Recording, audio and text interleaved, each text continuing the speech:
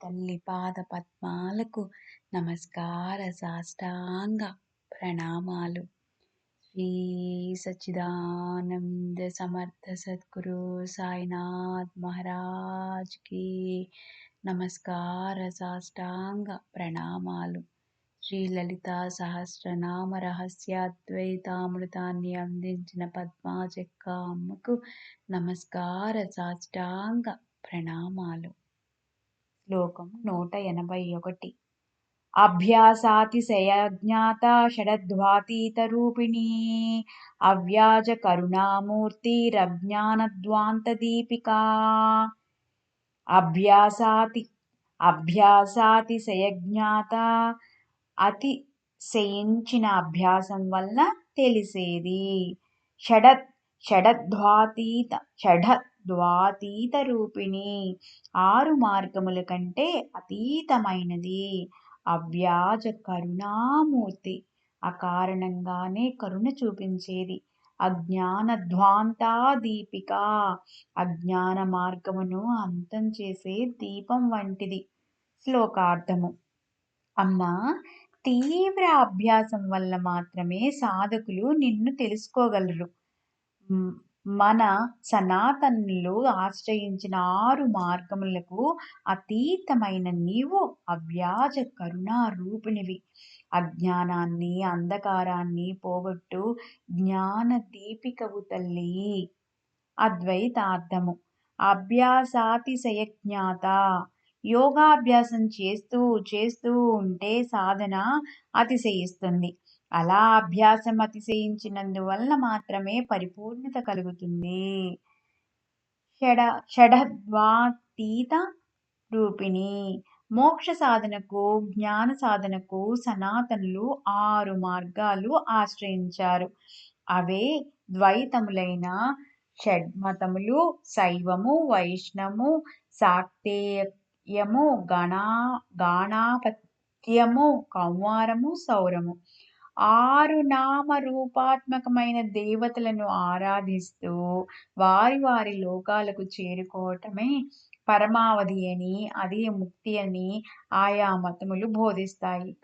కానీ దైవం 6 మతాల దేవుళ్ళ కన్నా అతీతమైనది, కాలాతీతమైనది. అయితే అది మధ్యాంతరహితమైన దైవ సాయుధ్యం పొందాలంటే ఈ 6 మార్గాల కర్మకాండలు ఏవి పని చేయవు. కేవలం కుండలిని ధ్యాన మార్గం ఒక్కటే షడద్వాతీత రూపిణి అనే నామం సూచిస్తుంది. అవ్యాజ కరుణామూర్తి. అవ్యాజము అంటే అకారణంగా లేక కారణమేమీ లేకుండా అని అర్థము.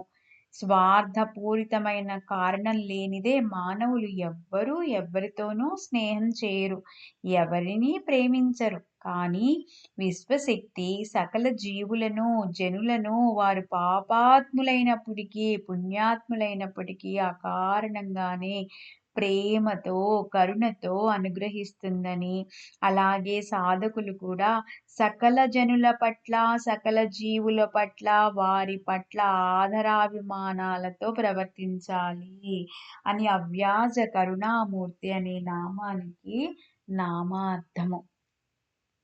అజ్ఞానధ్వాంతా దీపిక. అజ్ఞానధ్వము అంటే అజ్ఞాన మార్గమని అర్థము.